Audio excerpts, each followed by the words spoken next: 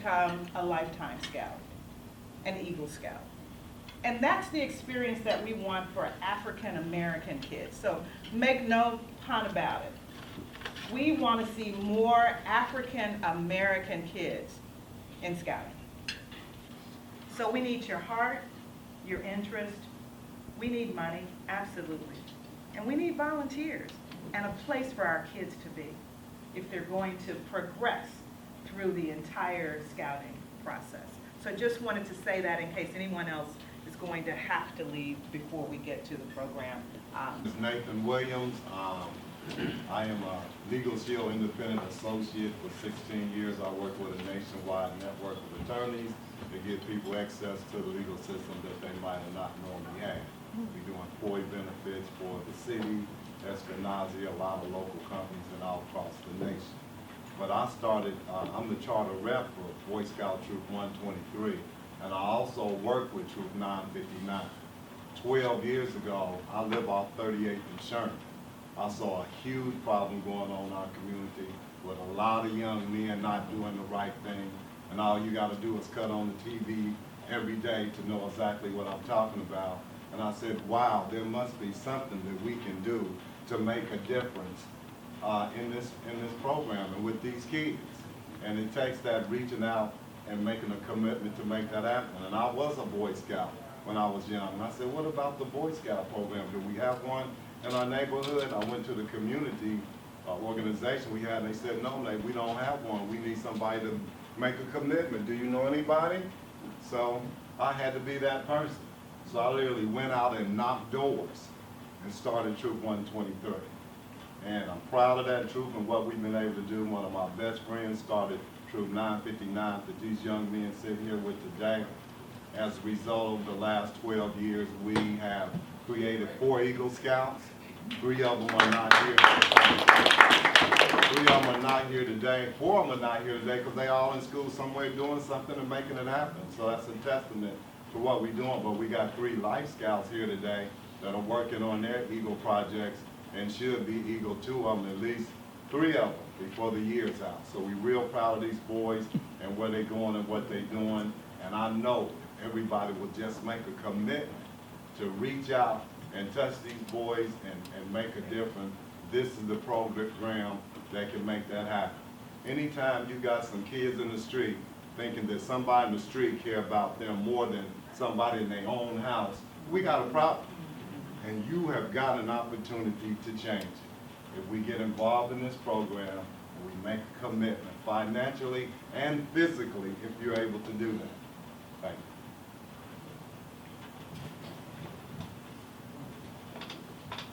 Hello, my name is Bryson Thomas. I'm part of Troop 959 and 123. I've been in scouting for 10 years, so it's pretty cool. Like, Hello, I'm Omar Burns. I'm a Life Scout. I've been in scouting for about 8 years, and it has shown me a lot of things that I never would have seen. And I've done a lot of things that I wish a lot of other kids could do, but they just can't. And I hope that changes soon. So, yeah, thank you. Good morning, everyone. My name is Teron Richardson. I'm a Life Scout on my road to Eagle. And I've been in scouting since I was in kindergarten. It's about, I can't remember how many years that's been. It's been so long. But I really enjoy scouting. It's one of the many programs I'm a part of, and I enjoy it very much. Hey, thank you very much. And just wanted to just briefly just point out, I was reflecting, you know, what inspired me when I was a young kid, like these kids here, to stick with scouting and become an Eagle Scout. And for me, it boiled down to maybe 5 key areas. And hopefully one of these will touch each of us in here. One of the biggest influencers for me was my scoutmaster, my scout leader. He really put up with some bad kids, including me. And, but looking back on what he did for me and people like Rod and others who made it through Eagle Scout was his determination to stick with us regardless of how far off we went. He didn't give up on us. He didn't quit. And that was a lesson there for me even today, don't quit in any relationship, my marriage, don't quit in my goals and business aspirations, don't give up. I appreciate that. So we need Scoutmasters like yourself and Asian Scoutmasters everywhere with. Number two was my pastor. So our troop was affiliated with the church like majority of troops are. And but he did some things here as I look back that made it cool and made me proud.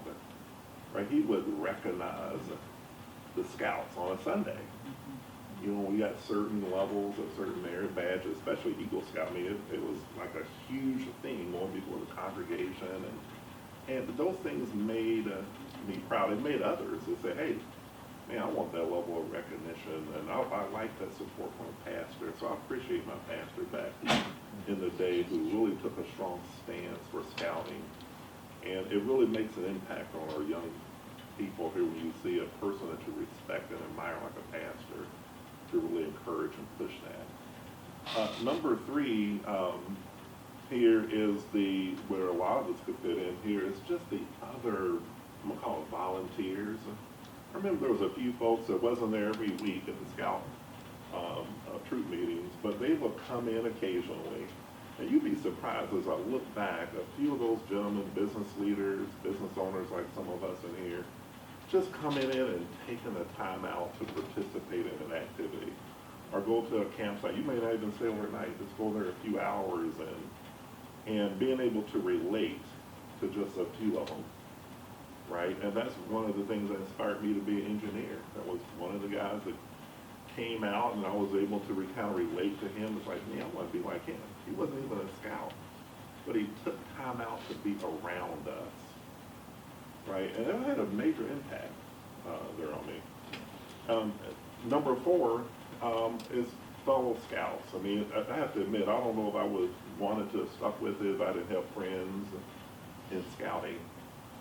And so we got to create enough critical mass, right, so that people want to come to the programs and come to the campsite. So it does require more than one or two people. If you're going to keep those two people, you need a good critical mass of your friends and people, because there was a community fellowship kind of component to it that really stuck with me and wanted me to stick with scouting.